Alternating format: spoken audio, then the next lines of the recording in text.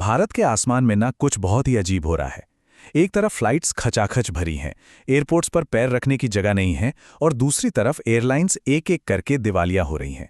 आखिर ये चल क्या रहा है? ये कैसे मुमकिन है? चलिए आज भारतीय विमानन के इसी तूफानी आसमान की गहराइयों में उतरते हैं। ये कहावत ना पुरानी जरूर है, लेकिन भारत में आज भी बिल्कुल सच लगती है। किंगफिशर एयरलाइंस, याद है ना? क्या ग्लैमर था, कितने बड़े बड़े वादे थे, और फिर क्या हुआ? एक जबरदस्त नाकामयाबी। ये एक सीधी साधी चेतावनी है कि ये इंडस्ट्री दिखने में जितनी चमकदार है, अंदर से उतनी ही बेरहम भी। तो इस पूरी उलझन को सुलझाएंगे कैसे? देखिए, आज हम इस कहानी के 3 हिस्सों को एक एक करके खोलेंगे। सबसे पहले ये समझेंगे कि कैसे सिर्फ 2 बड़ी कंपनियों ने पूरे आसमान पर एक तरह से कब्जा कर लिया। फिर एक ऐसे संकट की बात करेंगे जिसने इस पूरे सिस्टम की पोल खोलकर रख दी। और आखिर में ये पता लगाएंगे कि क्या ये जो नए चैलेंजेस आ रहे हैं वो वाकई इस खेल को बदल पाएंगे। भारतीय विमानन के भविष्य को समझना है ना, तो पहले आज की हकीकत को समझना होगा।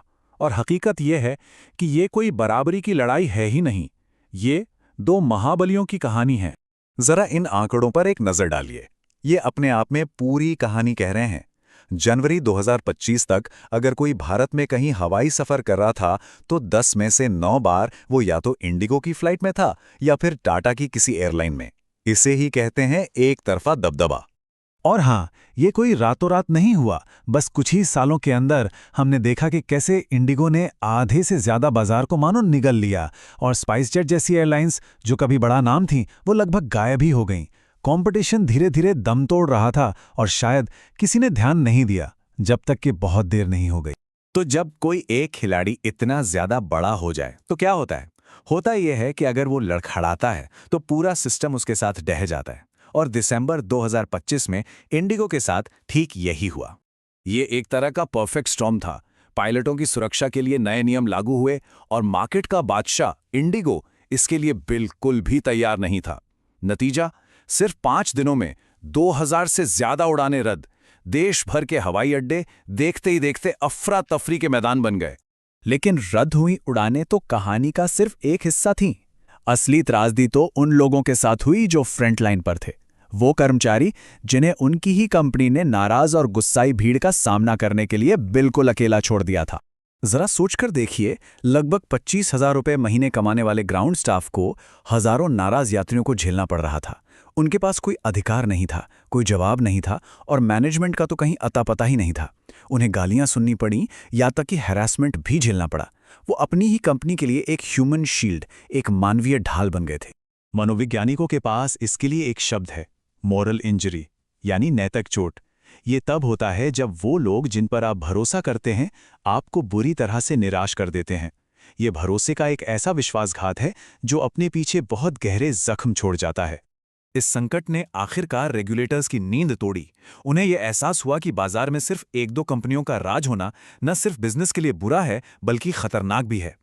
इसलिए उन्होंने पलटवार करने का फैसला किया और उन्होंने एक बहुत बड़ा कदम उठाया। इंडिगो और एयर इंडिया से 110 एयरपोर्ट स्लॉट्स छीनकर नई और छोटी एयरलाइंस को दे दिए गए। अब समझिए, ये एयरपोर्ट स्लॉट्स किसी भी एयरलाइन के लिए सोने की तरह होते हैं। यही तय करते हैं कि फ्लाइट कब और कहां से उड़ सकती है। ये खेल को बराबरी पर लाने की एक बहुत दिलेर कोशिश थी। और सरकार यहीं नहीं रुकी। नई एयरलाइंस के लिए दरवाजे पूरी तरह से खोल दिए गए और देखते ही देखते नए दावेदारों की मानो बाढ़ आ गई। आइडिया बिल्कुल साफ था, ज्यादा विकल्प मतलब कम समस्याएं। तो मिलिए इन नए खिलाड़ियों से। आखिर ये हैं कौन और ये क्या अलग करने की सोच रहे हैं? आइए देखते हैं कि क्या इनमें वाकई मौजूदा हालात को बदलने का दम है। और ये हर रंग और रूप में आ रहे हैं। एक तरफ है केरल की अल हिंद एयर, जो खाड़ी देशों में काम करने वाले भारतीयों पर फोकस कर रही है। फिर है हैदराबाद की फ्लाई एक्सप्रेस, जो छोटे शहरों को जोड़ रही है। नोएडा से शंख एयर पुराने जमाने की फुल सर्विस लग्जरी वापस लाने का वादा कर रही है। और एयर केरल सबसे सस्ते टिकट देने की बात कर रही है। और ये जो विविधता है ना, ये बहुत जरूरी है। शंख एयर जैसी कंपनियां बिजनेस क्लास के यात्रियों के पीछे जा रही हैं, जबकि एयर केरल बजट में सफर करने वालों को लुभा रही हैं। मतलब ये एक दूसरे से सीधी लड़ाई नहीं कर रहे, ये मिलकर बाजार को और बड़ा बना रहे हैं। फ्लाई 91 को ही ले लीजिए, जो पहले से उड़ान भर रही है। वे बड़ी एयरलाइंस से मुकाबला करने की कोशिश ही नहीं कर रहे। इसके बजाय वो उन जगहों पर जा रहे हैं जिन्हें बड़े खिलाड़ी अक्सर नज़रअंदाज कर देते हैं। वे गोवा से अगाती और जलगांव जैसे छोटे शहरों के लिए एक लाइफलाइन, एक जीवन रेखा बन रहे हैं।